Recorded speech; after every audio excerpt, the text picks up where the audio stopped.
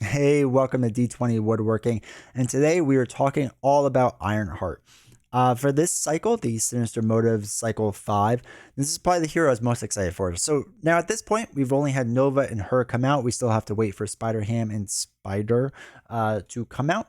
But this, from the initial batch of what we saw from the previews from Fantasy Flight, this was the hero I was most excited for. And the reason being is because of the system of the version 1, version 2, version 3.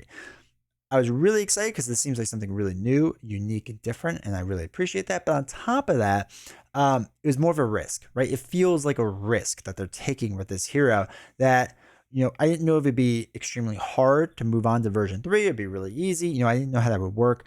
And, like I said, my biggest things with this game is I don't want this game to ever become stale. And I feel like heroes like this that are doing something truly unique and different that we have not seen before is awesome. I'm really excited for it. So let's dive right into it to Riri Williams. Starting with her alter ego side, she has 3 recovery. She begins the game with her version 1, right? And you work your way up to version 3. So version 1 has a child prodigy. Spend a science resource and place 1 progress counter on Riri Williams. Now, you'll see this a lot. This is a big thing. Because stage 2, basically, 6 hand size, 10 health. Stage 2 has the same exact thing, but you, after you use a science resource or 2 resources of any type, you can place 1 progress token on her. Or stage 3, 1 resource of any type, place 1 progress counter on Riri Williams. So what does that all mean? Well, when you get to version 1 of Ironheart on the hero side, it's a hand size of 4 with 10 life, which is a really low hand size. So you want to get out of this version as soon as possible, right? 1 thwart, 2 attack, 3 defense, and you can remove 6 progress counters from Ironheart, ready her, and swap her version 2, which is awesome, right? You could do 2 attack, use those 6 counters, and then do another attack. Version 2 of Ironheart is a 2/2/3. Again, you remove 6 progress counters from her, but you ready her, give her a tough status card, and swap her out at version 3. Version 3 is a 3/2/3 hero, which is nuts. Version 2 also has a 5 hand size.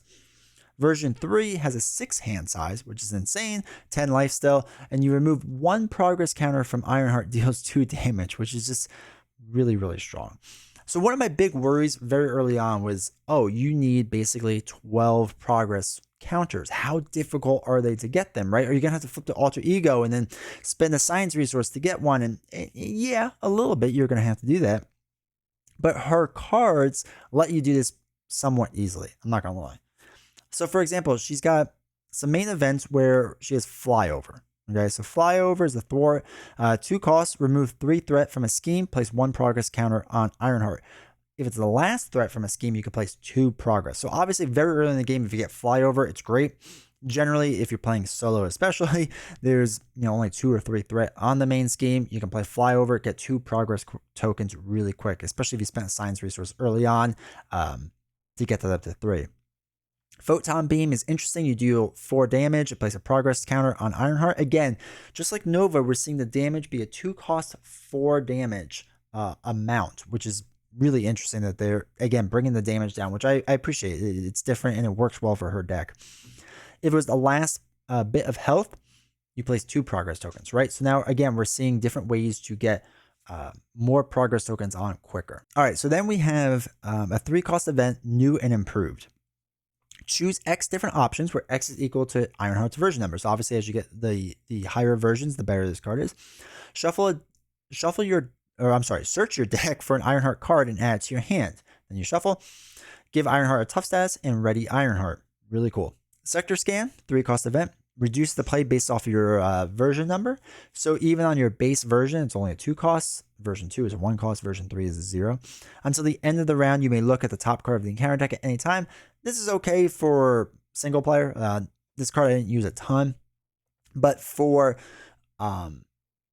multiplayer, it works a lot better. So now we're going to get into probably what makes her really good past this. Really good. So Ronnie Williams is a 1 cost support persona.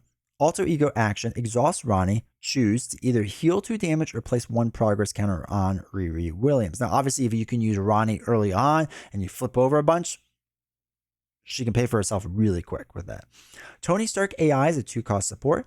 It's a regular action, so it doesn't have to be Alter Ego. You exhaust Tony Stark, look at the top 2 cards of your deck, add 1 to your hand, discard the other. Really cool. Works well.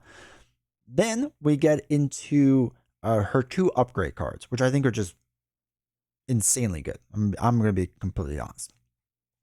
The first one being Photon Blasters. 2-cost upgrade. You get +2 hit points. So she already has 10. So she's going up to 12. Exhaust Photon Blasters, deal damage to an enemy equal to Ironheart's version number. So again, if you're rushing to version 3, you can do a base 2 attack. You can do 3 damage with Photon Blasters, and you get 4 attack card. We're looking at what is that, 9 damage that she can do each round. And even if you don't have that attack card, you're looking at 7 damage each round, which is nuts. But on top of that, you can get Propulsion Jets, a 2-cost upgrade. You also get 2 hit points for this card. So she now becomes a 14 hit point hero, which is insane. You exhaust it, you remove threat from a scheme equal to Ironheart's version number. So each round you could do 3 damage, 3 threat removal from just exhausting these 2 upgrades. These 2 things alone just put her, in my opinion, near S tier. Lastly is her resource card. It's a science resource. It's a Stroke of Genius. After you spend this card, place 1 progress counter on your identity and draw a card, which is nuts, right? It's absolutely nuts.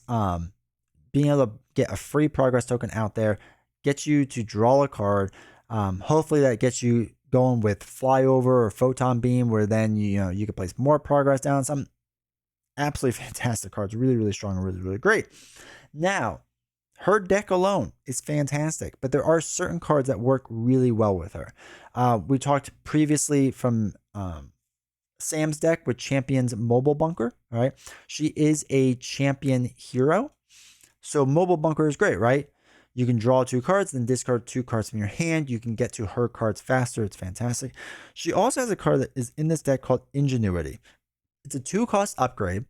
You can only play if you have a genius trait, so you have to play on your alter ego side. You can only have 1 of them, but you exhaust to generate a science resource. So now you basically have the ability to, every time you flip over, to exhaust this card to use that science resource to pay for her counters, or just throughout the game when she's in hero mode, just you have a free science resource to use each time. This card is fantastic.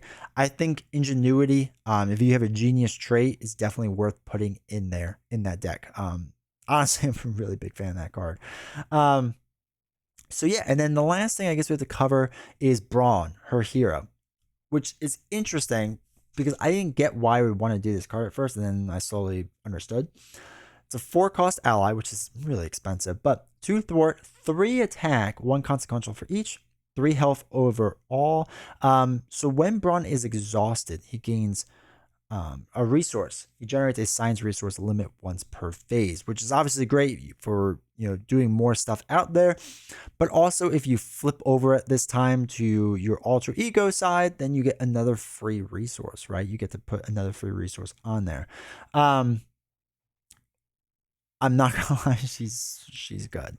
I guess the other thing we have to mention too is not only are you exhausting Photon Blasters to do 3 damage on version 3, not only are you able to attack for 2 as well.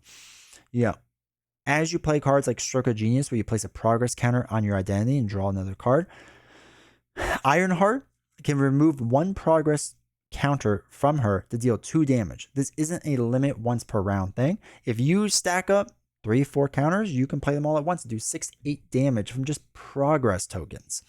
She can do an insane amount of damage. Now, they have her pre-built as a leadership deck, and honestly, leadership and justice I think are her 2 best things. Justice lets her go out there for a while, which I really like, by keeping the threat down. Leadership I get because you can get a bunch of allies out there, and again, to keep the threat down or keep people from attacking her. I don't think she's a glass cannon or anything like that. I mean, she can get up to 14 hit points pretty easily. But she's just strong. She's just, I don't know how to say it any other way besides that. She is just strong.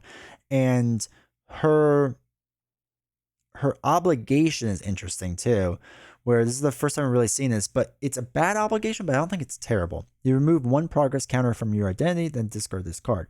If you didn't do this, right, if you didn't have at least 1 progress token, which is the bad effect of this card, deal yourself 1 face down encounter card, then shuffle that card back into the encounter deck, right? That obligation. So you're going to get it eventually. So it's kind of an interesting, different obligation, which I kind of like seeing. But yeah, it's bad, but that's not like too bad.